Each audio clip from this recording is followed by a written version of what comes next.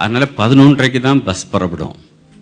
அதனால தயவு செய்து பிள்ளைகளை அதை ஊக்குவீங்கள். அது ஒரு மிஷனரி, ஒரு பெரிய நோக்கத்தோடு பிள்ளைகள் செய்கிறார்கள். அதனால தயவு செய்து அவளை நீங்கள் குடும்பமாக சகோதரன் குடும்பம் கலந்து கொண்டு அவளை ஊக்குவிக்கும்படி அன்புடன் கேட்டுக்கொள்ளப்படுகிறீர்கள். கடந்த திங்கட்கிழமை அநேக கடந்து வந்தீர்கள். கர்த்தர் நாமத்துக்கு மகிமை உண்டாட்டும். அவ்வாறு ஒவ்வொரு கூட்டங்களில் கலந்து கொள்வீர்கள் என்றால் அது ஆசீர்வாதமாக இருக்கும். இப்பொழுதும் இதனை குறித்த தம்பி விஜய் அந்த ஸ்கிரிப்சர் பிள்ளைகள் என்ன செய்கிறார்கள் என்பதை பகிர்ந்து கொள்வார்கள். எபிரேயர் 13ஆம் அதிகாரம் 16ஆம் வசனத்தில் நாம் இப்படியாக நம்ம வாசிக்கிறோம். அன்றியும் நன்மை செய்கிறவர்களாயும் தானம் தர்மம் பண்ணுகிறவர்களாயும் மறந்து போகாமல் செய்யுங்கள், இப்படிப்பட்ட பலிகள் மேல் தேவன் பிரியமா இருக்கிறார் அப்படின்னு சொல்லிட்டு நம்ம வாசிக்கிறோம். இங்கிலீஷ்ல அதான் ரொம்ப அழகா டிரான்ஸ்லேட் பண்ணியிருக்காங்க. Do not neglect, don't forget to do good and to share. நம்ம கிட்ட என்ன இருக்கோ அதை மற்றவங்க கிட்ட பகிர்ந்து கொடுக்கறத மறந்து போகாதீங்க அப்படின்னு சொல்லி எபிரேயன் ஆக்குறோன்னு அதில் எழுதியிருக்கிறார். இப்படிப்பட்ட பலிகள் மேல் தேவன் பிரியமா இருக்கிறார் என்று நாம் கற்றுக்கொள்கிறோம். இதே காரியத்தை கர்த்தராகிய நம்மளுடைய ஆண்டவராகிய இயேசு கிறிஸ்துவும் தன்னுடைய வாழ்க்கையின் மூலமாய் நன்மை செய்கிறவராய் சுற்றி திரிந்தார் என்று அப்போஸ்தலர் 10ஆம் அதிகாரம் 38ஆம் வசனத்தில் நம்ம வாசிக்கிறோம். அவரை போலவே அவருடைய முன்மாதிரியை ஃபாலோ பண்ணி அவருடைய அப்போஸ்தலர்களும் 1ஆம் நூற்றாண்டில் வாழ்ந்த கிறிஸ்தவர்களும் 20 நூற்றாண்டுகள் வாழ்ந்த மற்ற கிறிஸ்தவர்களும் இந்த கொடுக்கிறதை மையமா வைத்து அவங்களுடைய வாழ்க்கையை அநேக இடங்கள்ல அவங்க செலவழித்தாங்க. அப்படி செஞ்சனால ஒவ்வொரு இடத்துலையும் ஒரு முன்னேற்றத்தையும் ஒரு மாற்றத்தையும் ஒரு தாக்கத்தையும் அவங்களால உண்டு பண்ண முடிஞ்சிச்சு. நம்மளுடைய சபை எடுத்துக்கொள்ளும் போது நான் 8 வருஷமா அந்த சர்ச்சுக்கு வரேன். 8 வருஷமா நான் பார்க்குற காரியம் கொடுக்கறதுல நாம என்னைக்குமே we are up always, கடவுளுக்குரிய காரியங்களை கொடுக்கறதுல. ஸோ அப்படிப்பட்ட ஒரு உன்னத நோக்கத்தை நம்மளுடைய பிள்ளைங்களுடைய மனசுல விதைக்கணும். அந்த பிள்ளைங்களுக்கு அந்த மிஷினரிகளுக்குரிய ஒரு பாரத்தையும் அவங்க படுற கஷ்டத்தையும் நம்ம சொல்லி கொடுக்கணும் அப்படிங்கிற ஒரு நோக்கத்துடன் தான் இந்த மிஷினரி ஃபெஸ்ட் அப்படிங்கிற ஒரு சின்ன ஒரு ஃபெஸ்டிவலை நாங்கள் வந்து ஸ்டார்ட் பண்ணோம் 2011. ஒருவேளை இங்கே நிறைய பேர் புதுசாக வந்திருப்பீங்க இந்த சர்ச்சுக்கு. இந்த மிஷினரி ஃபெஸ்ட் பற்றி தெரியாமல் இருக்கும். அதை பற்றி சுருக்கமாக நான் உங்களுக்கு சொல்லணும்னு ஆசைப்படுறேன். இந்த மிஷினரி ஃபெஸ்ட் 2011 நாங்கள் ஸ்டார்ட் பண்ணோம். பிள்ளைகளும் பெற்றவங்களும் இணைந்து என்ன பண்ணுவாங்கன்னா அவங்க வீட்டில இருந்து பலவிதமான உணவுப் பொருட்கள், அது மட்டும் இல்லாமல் அவங்க கையில பண்ற ஹேண்டிகிராஃப்ட்ஸ் ஐட்டம்ஸ், ஏதாவது வீட்டில் அவங்களே சொந்தமா பண்ற காரியம் மற்றும் வெளியே கடையில இருந்து சில காரியங்களை கொண்டு வந்து சர்ச்சுக்கு பின்னாடி இருக்க வளாகத்தில் அதை வந்து அரேஞ்ச் பண்ணி சபை மக்களாக நமக்குள்ளாக அதை விற்பனை செய்து கொள்வோம். ஸோ சபை மக்கள் காணிக்கை கொடுத்து, ஒருவேளை அது எக்ஸ்ட்ராவா கூட இருக்கலாம், காணிக்கை கொடுத்து அந்த பொருட்களை வாங்கி சென்ற பின்பாக அந்த மணியெல்லாம் கலெக்ட் பண்ணி சில மிஷினரி ஸ்தாபனங்களுக்கு நாம் அனுப்பி கொண்டிருக்கிறோம். உதாரணத்துக்கு 2011 கிட்டத்தட்ட 1 லட்சம் ரூபாய் இந்திய மதிப்பின் மணி நம்ம கலெக்ட் பண்ணோம். அப்படிப்பட்ட ஒரு விற்பனை விழா மூலமாக அந்த 1 லட்சம் ரூபாய் மணியை வந்து வெள்ளூர் மாவட்டம் அங்க இருக்கிற ஒரு காந்தி கிராமம் அப்படிங்கிற ஒரு லெப்ரசி ஹோம், தொழுநோயாளர்களுடைய இல்லத்திற்கு அந்த 1 லட்சத்தை நாம கொடுத்தோம். அதே போல 2012ஆம் வருஷம் 3 இடங்களுக்கு கர்த்தருடைய காணிக்கை நம்ம அனுப்பணும். நம்பர் 1 வந்து மதுரையில வந்து பொன்னகம் அப்படிங்கிற ஒரு ஓல்ட் ஏஜ் ஹோம், வயதானவர்கள் இருக்கிற ஒரு இல்லத்திற்கு, கைவிடப்பட்டவர்கள் டெஸ்டியூட் ஹோமுக்கு 1 லட்சம் ரூபாய் நம்ம அனுப்பணும். அப்புறம் ஸ்கிரிப்சர் யூனியன் அப்படின்னு சொல்லிட்டு சிறு பிள்ளைகள் மத்தியில ஊழியம் செய்கின்ற மிஷினரிகளை தாங்குகிற ஒரு ஸ்தாபனத்திற்கு 50,000 ரூபாயையும், சிறு பிள்ளைகள் சிறுமிகள் இருக்கிற ஒரு ஆர்ஃபனேஜ் அநாத இல்லத்திற்கு, பேர்ட்ஸ் நெஸ்ட் அப்படிங்கிற ஒரு அநாத இல்லத்திற்கு 50,000 ரூபாயும் நம்ம அனுப்பணும். கிட்டத்தட்ட 2 லட்சம் ரூபாய் போன வருஷம் நாம அனுப்பணும். அதே போல இந்த வருஷம் ஒரு மிஷினரி ஃபெஸ்ட்டை வருகிற வெள்ளிக்கிழமை, அதாவது 3ஆம் தேதி, மே 3ஆம் தேதி நம்ம காலையில அரேஞ்ச் பண்ணியிருக்கோம். சர்ச் முடிஞ்ச உடனே ஆராதனை முடிந்ததுக்கு பின்பாக பின்னாடி இருக்க வளாகத்துல எல்லாம் அரேஞ்ச் பண்ணப்பட்டிருக்கோம். நீங்க அங்க போய் அந்த காரியங்களை திங்ஸ் எல்லாம் நீங்க வாங்கலாம். அதனால உங்களுக்கு கிட்ட நான் 2 கோரிக்கை நான் வைக்க போறேன். நம்பர் 1 ஃபர்ஸ்ட் பேரண்ட்ஸ்க்காக. நீங்க இத்தனை வருஷம் 2 வருஷம் அருமையா அந்த ஊழியத்தை தாங்கி கர்த்தருடைய நாமத்தை மகிமைப்படுத்தினீங்க. அதுக்காக உங்களுக்கு நாங்க ஸ்கிரிப்சர் கிளாஸ் சார்பாக, போதகர் சார்பாக, சபை சார்பாக, பயனடைந்தவர்கள் சார்பாக நாங்கள் நன்றி செலுத்திக் கொள்கிறோம். இந்த வருஷமும் உங்களுடைய பரிபூர்ண உங்களுடைய பார்ட்டிசிபேஷன் நாங்கள் எதிர்பார்க்கிறோம். நீங்க உங்களால முடிஞ்ச அளவு என்னென்ன ஃபுட்டெல்லாம் நீங்க ப்ரிப்பேர் பண்ணி பேக்கேஜ் போட்டு அனுப்ப முடியுமோ அதை பத்தின டீட்டெயில்ஸ் எல்லாம் உங்களுக்கு தனியாக நாங்கள் நோட்டீஸ்ல அனுப்பியிருக்கோம் பிள்ளைங்க மூலமாக. தயவு செய்து உங்களுடைய முழு எஃபர்ட்ஸை நீங்க எடுக்கும்படியா நாங்கள் கேட்டுக்கொள்றோம். லாஸ்ட் இயர்லாம் it was an overwhelming response. நல்லா நீங்க பண்ணியிருந்தீங்க. நிறைய பேக்கெட்ஸ், பிரேக்ஃபாஸ்ட், லஞ்ச் அப்படின்னு சொல்லி ரொம்ப அழகா கொண்டு வந்திருந்தீங்க. நீங்க கொண்டு வர பேக்கெட்ஸை நாங்க தனியாக செப்பரேட்டா லேபிள் போட்டு பிரைஸ் போட்டு நம்ம சபை மக்களுக்கு நாங்கள் விற்பனை செய்வோம். அதே போல நீங்க சாப்பாடு தான் கொண்டு வரணும்னு அவசியம் இல்லை. உங்களால இயன்ற எந்த கைவினை பொருளா இருக்கலாம், நீங்க ஒரு ஸ்வெட்டர் பண்றவங்களா இருக்கலாம், what ever it may be, வெளியே இருந்து கடையில வாங்கிட்டு வர காரியமா இருக்கலாம், எப்படிப்பட்ட காரியத்தையும் உங்க பிள்ளைங்க மூலம் நீங்க அனுப்பலாம். அதுங்க விற்பனைக்கு வைத்து ஆண்டவருடைய நாமத்தின் மகிமைக்காக அந்த காணிக்கை சேகரிக்கப்படும். உணவு தயாரிக்கும் போது மட்டும் தயவு செய்து ஒருவேளை நீங்க சாதம், பிரியாணி இல்லாட்டி மற்ற ஏதாவது மிக்ஸ்ட் ரைஸ் நீங்க பண்றீங்கன்னா ஃப்ரெஷ்ஷா அன்னைக்கு காலையில ஒரு ஃப்ரெஷ் ஃபுட்டா நீங்க கொண்டு வந்தீங்கன்னா அதை வாங்குறவங்களுக்கு பிரயோஜனமா இருக்கும். கெட்டு போகாம, வெயில் சீசனா இருக்கிறனால கெட்டு போகாதபடி இருக்கும். நீங்க இவ்வளவு நாள் தாங்குற உங்களுடைய எல்லா அன்புக்காகவும் நான் கர்த்தரை ஸ்தோத்திரிக்கிறேன், நன்றி செலுத்துகிறோம். ரெண்டாவது கோரிக்கை, ஹோல் சபைக்கு ஒருவேளை நீங்க கான்ட்ரிபியூட் பண்ணியிருக்கலாம், நீங்க செலவு செய்து உணவுப் பொருட்களை அனுப்பியிருக்கலாம். ஆனாலும் உங்களுடைய பணத்தை போட்டு நீங்க அதெல்லாம் வாங்கும்படியா நான் கேட்டுக்கொள்றேன். இது ஒரு உன்னத நோக்கத்திற்காக பண்ணப்படுறது. கலெக்ட் பண்ற ஒவ்வொரு திராமும் ஏதாவது ஒரு மிஷினரி இடத்திற்கு, மிஷினரி என்று நம்ம உடனே ஊழியக்காரங்களை மட்டும் நம்ம நினைக்க வேண்டாம். இந்த மாதிரி அநேக சேரிட்டி ஒர்க்ஸ் நடக்குது. அவங்கள தாங்குவதற்காக ஒவ்வொரு திராமும் ஸ்பெண்ட் பண்ணப்படும். பிள்ளைகள் மூலமாக கர்த்தருடைய நாமம் மகிமைப்படுவதற்கு உங்களால முயன்ற காரியத்தை நீங்க செய்யுங்க. தயவு செய்து எல்லாரும் இருந்து எல்லா காரியத்தை வாங்கி உங்களுடைய மனதையும் உங்களுடைய பாக்கெட்டையும் உங்களுடைய கைகளையும் திறந்து கர்த்தருடைய நாமத்திற்கு மகிமை உண்டாக காணிக்க கொடுக்கும்படியா நாங்கள் வேண்டிக் கொள்றோம். நீங்க அப்படி செய்வீங்கன்னு நான் விசுவாசிக்கிறேன். கர்த்தர் தாமே இதை நடத்தி நம்மை ஆசீர்வதிப்பாராக. ஆமென். நான் செய்திக்காக ஜெயிப்போம். ஜலத்தாப்பனே, இந்த அருமையான இந்த காலை நேரத்துக்கு நன்றி செலுத்துறேன்ப்பா. ஆறுதல் கத்த நாம மையப்பட்ட கிருபைக்காக நன்றி. இவ்வளவு கத்தடைய வார்த்தைக்காக காத்திருக்கிறோம். பேசுமான திருத்தத்துக்குள் மறைத்து கொண்டு ஏற்ற வார்த்தை சபை கொடுத்து நிலைத்த போற கிருபைக்காக நன்றி செலுத்துறோம். சகல துதிக நமக்கு செலுத்துறோம். எல்லா வழக்கத்தை ஜெபிக்கிறோம் பரம்பிதாவே. துரை தேவ வார்த்தை வந்து விடுவார்கள்.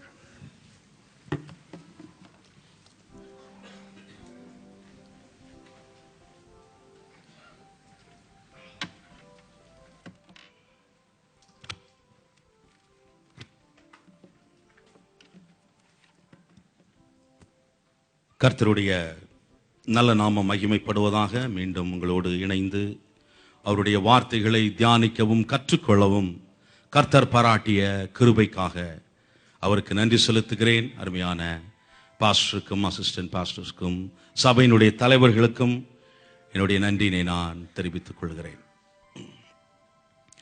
அமெரிக்க ஐக்கிய தேசத்தினுடைய ஒரு மிகப்பெரிய சபை, மெகா சர்ச், அந்த சபையினுடைய தலைமை போதகர் சபையினுடைய மக்களுடைய ஆவிக்குரிய நிலைமை எவ்வாறாக இருக்கிறது, the spiritual condition of the believers எப்படி இருக்கிறது என்பதை தெரிந்து கொள்ளும்படியாக ஒரு ஆய்வு நடத்தினாராம். ஒரு ஸ்டடி, ஒரு கன்சல்டிங் ஏஜென்சியை கூப்பிட்டு அந்த ஆய்வை நடத்தினார். அந்த ஆய்வின் முடிவு, டாக்டர் ரவி சர்க்காருடைய கேசட்ல நான் கேட்டேன். அந்த ஆய்வின் முடிவு அதிர்ச்சியூட்டுகிறதாக இருந்ததாம். இதை வெளியிட வேண்டுமா வேண்டாமா என்றவர் தவித்தாராம்.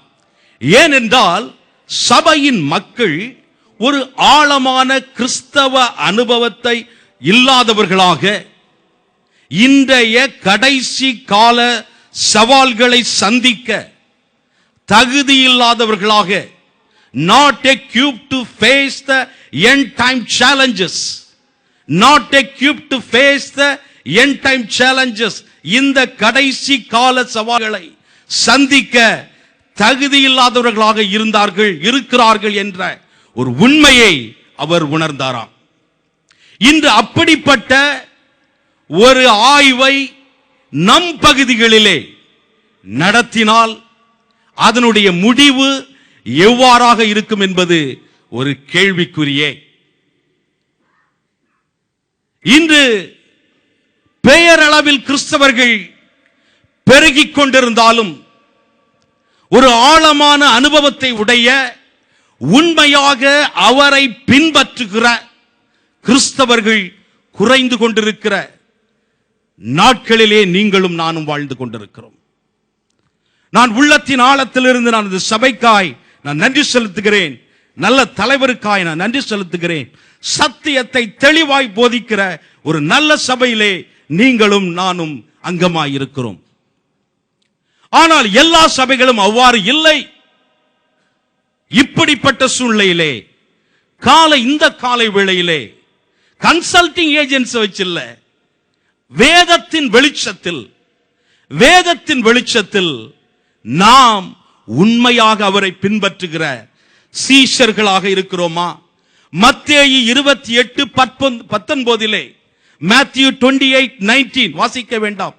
அங்கே ஆண்டவர் வலியுறுத்துகிறாரே, அவ்வாறு அவரை பின்பற்றுகிற சீஷர்களாக இருக்கிறோமா அல்லது பெயரளவில் கிறிஸ்தவர்களாக இருக்கிறோமா என்று வேதத்தின் வெளிச்சத்தில் ஒரு 3 காரியங்களின் அடிப்படையிலே, ஒரு கேள்விகளின் அடிப்படையிலே நாம் தியானிக்க இருக்கிறோம். ஒரு நிமிடம் தலைகளை தாழ்த்தி திறந்த மனதோடு ஆண்டவர் இந்த காலை வேளையிலே நம்மோடு பேசும்படியாக, அதிகாலை வேளையிலே ஆண்டவருடைய சமூகத்திலே தாகத்தோடு வந்திருக்கிற ஒவ்வொருவரையும் ஆண்டவர் திருப்தி செய்து அனுப்பும்படியாக, ஆண்டவர் ஒவ்வொருவரோடும் தனிப்பட்ட விதத்திலே பேசி அவருடைய ஆவிக்குரிய வாழ்க்கையிலே ஒரு மாற்றத்தை கொண்டு வரும்படியாக நம்ம எல்லாரும் இருதயத்தை ஒருமுகப்படுத்தி நம்ம அவரை நோக்கி பார்த்து நம்மை ஒப்படைக்கலாம். ஹல்லேலூயா.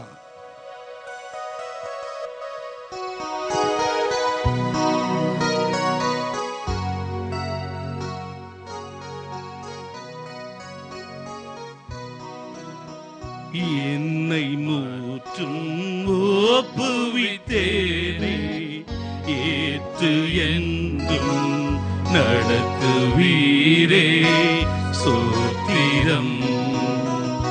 என்னை மூற்றும் ஒப்புவித்தேனே, ஏற்று என்றும் நடத்துவீரே சோத்திரம். எப்படியும் உம் வருகையிலே ஏழை என்னை சேர்த்திடுமே. எப்படியும் உம் வருகையிலே ஏழை என்னை சேர்த்திடுமே. என்னை மறவா இயேசுநாதா, தயவால் என்னை மீண்டும் ஒருமுறை.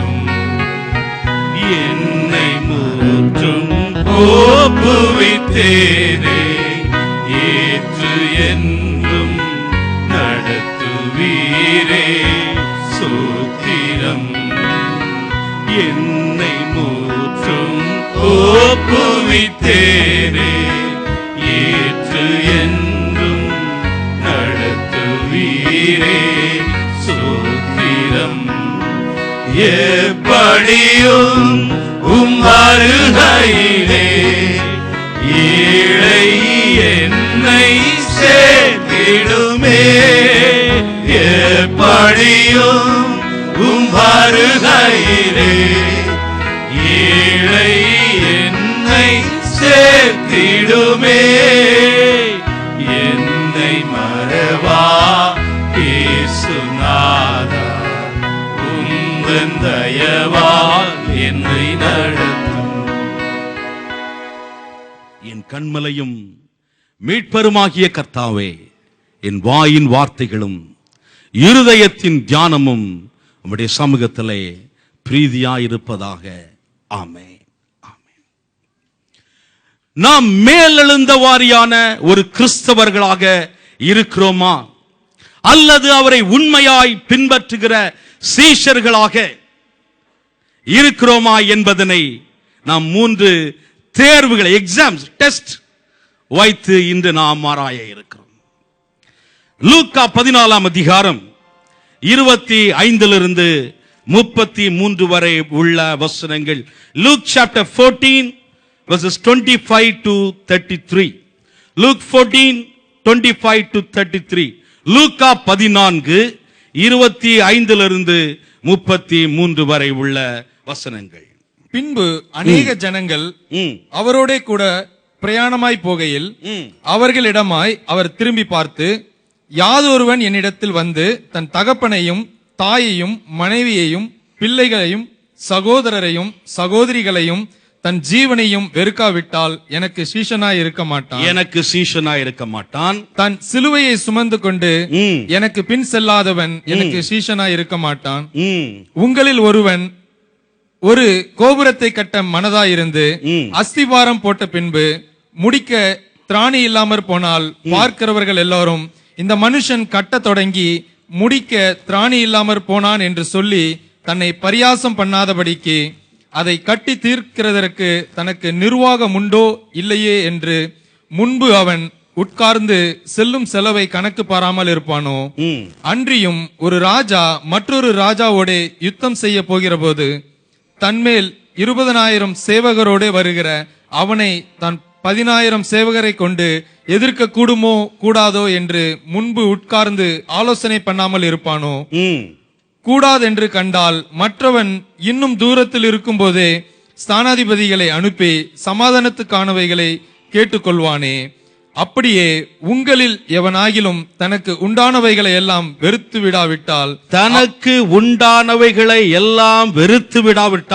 அவன் எனக்கு சீஷனாய் இருக்க மாட்டான். உப்பு நல்லதுதான் தம்பி. அலெக்சாண்டர் தி கிரேட் அவர் யுத்தம் நடத்தி முடித்து ஒவ்வொரு யுத்தத்தையும் முடித்த பிறகு அவர் அவங்க கூட இருக்கிற தளபதிகள் எல்லாரையும் வச்சு ஒரு ஆய்வு நடத்துவாராம். யார் யார் யுத்தத்துல நல்ல இது பண்ணா அப்படின்னு சொல்லி. அப்ப அந்த இடத்துல ஒருத்தரை கொண்டு வந்தாங்களாம், ஒரு வாலிப தம்பி. அவர் பயந்து இருந்தா அப்படியா. உன்னை அலெக்சாண்டர் கிரேட் சொன்னாங்களாம், இவர் பயந்துட்டாரு அப்படின்னு. அவர் பயங்கர கோபம் வந்துட்டு, ஆனா முகத்தை பார்த்த உடனே தன்னுடைய மகனுடைய முகம் போல இருக்கிறதே என்று சொல்லி அவர் ரொம்ப அன்பாக நெருங்கினாராம். நெருங்கி பரவாயில்ல அப்படின்னு சொல்லிட்டு அவனை ஆறுதல் படுத்தி விட்டு, உன் பேர் என்னப்பா அப்படின்னு சொன்ன. அப்படி அலெக்சாண்டர் அப்படி சொன்னாராம். அமைதியாயிருந்த அலெக்சாண்டர் கடும் கோபம் கொண்டு எழுந்து விட்டாராம். ஒன்னு உன் பேரை மாத்து அல்லது உன்னுடைய செய்கைகளை மாற்று. நாம் பெயர் கிறிஸ்தவர்களாக இருக்கிறோமா அல்லது அவரை உண்மையாக பின்பற்றுகிற சீஷர்களாக இருக்கிறோமா என்கிற கேள்வி நம்முடைய வாழ்க்கையிலே நாம் தீர்மானிக்க வேண்டிய மிக மிக முக்கியமான கேள்வி. இந்த வாசித்த இந்த வேத பகுதியினுடைய பின்னணியை நான் உங்களுக்கு சொல்லட்டும். ஆண்டவராகிய இயேசு கிறிஸ்து எருசலேமுக்கு சென்று கொண்டிருக்கிறார்.